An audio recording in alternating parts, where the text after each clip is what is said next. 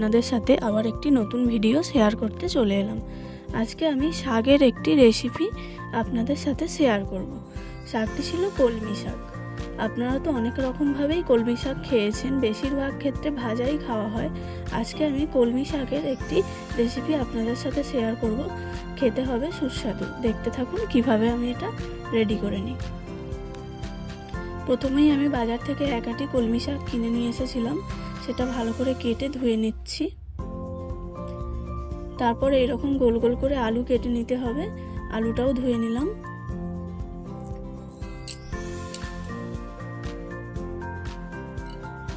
আমি এখানে মিডিয়াম সাইজের 3টে আলু নিয়েছিলাম, 2টো পেঁয়াজ কেটে রেখেছি, আর 5 থেকে 6টা মতো কাঁচা লঙ্কা।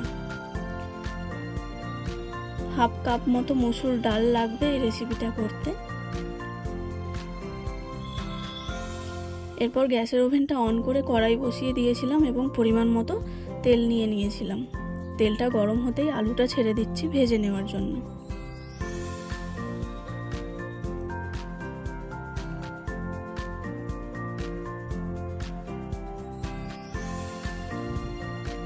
ভিডিওটা দেখতে থাকুন, একদমই স্কিপ করবেন না, ভালো লাগবে।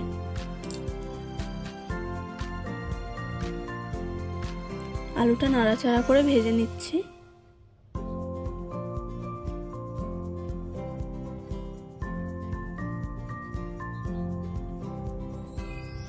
ভাজতে ভাজতে বুঝতেই পারবেন কালারটা একটু বদলে যাবে।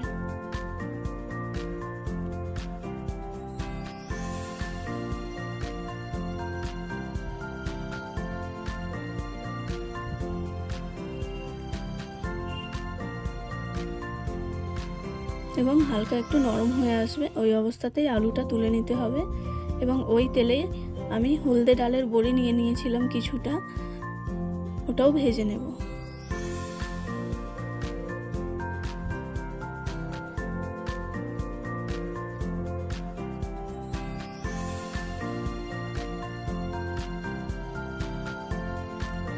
এরপর ডালের বড়িটা ভেজে তুলে নিতে হবে এবং ওই তেলেই ফোড়নে দিয়ে দেব তেজপাতা।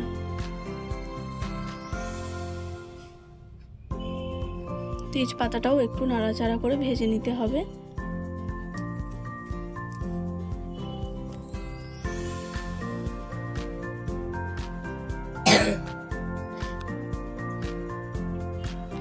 এরপর তেজপাতাটা একটু কালারটা চেঞ্জ হয়ে এলেই কেটে রাখা পেঁয়াজ এবং কাঁচা লঙ্কা দিয়ে ভালো করে নাড়াচাড়া করে ভেজে নিতে হবে।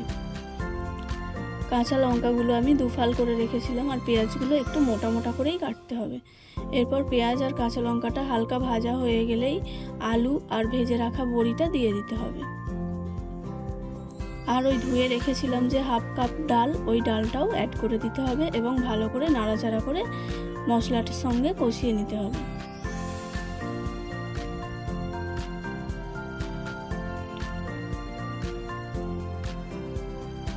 এরপর দিয়ে দিতে হবে পরিমাণ মতো নুন আর হলুদ।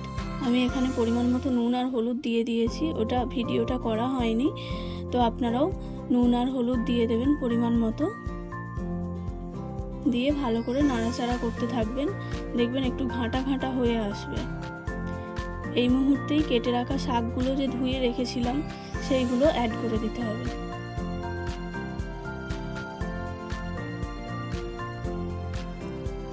এখানে আপনারা ডালের পরিবর্তে ভিজিয়ে রাখা ছোলাও ব্যবহার করতে পারেন। শাকটা দিয়ে ভালো করে নেড়েচেড়ে ভাজতে হবে, দেখবেন শাকটা এরকম নরম হয়ে আসবে।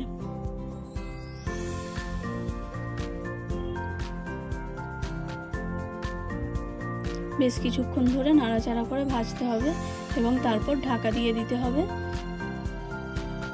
2 মিনিট মতো ঢাকা দিয়ে আবার ঢাকাটা খুলে নিয়ে ভালো করে নাড়াচাড়া করে নিতে হবে।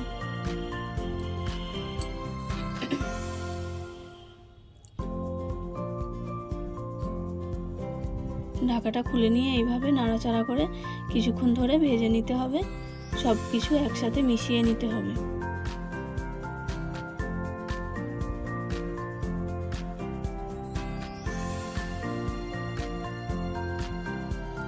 এরপর বুঝতেই পারবেন ভাজা হয়ে এসেছে, তখনই জল অ্যাড করে দিতে হবে।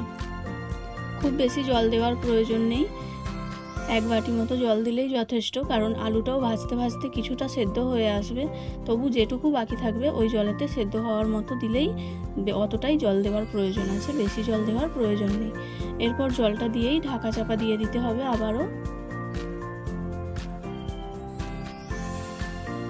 এবং কিছুক্ষণ ঢাকাটা দেওয়ার পর খুলে দেখবেন জলটা এরকম মরে এসেছে এবং সব কিছুই সেদ্ধ হয়ে গেছে।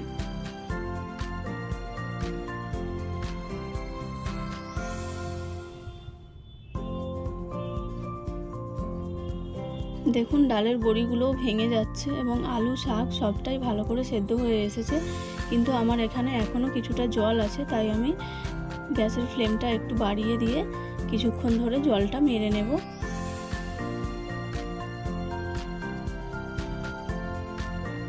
দেখুন জলটা মরে গেছে এবং কিছু দিয়ে ভালো করে একটু থেঁতলে নিতে হবে আলু, ওই শাক আর ডালের বড়ি, যাতে সব মাখা মাখা টাইপের হয়ে যায়।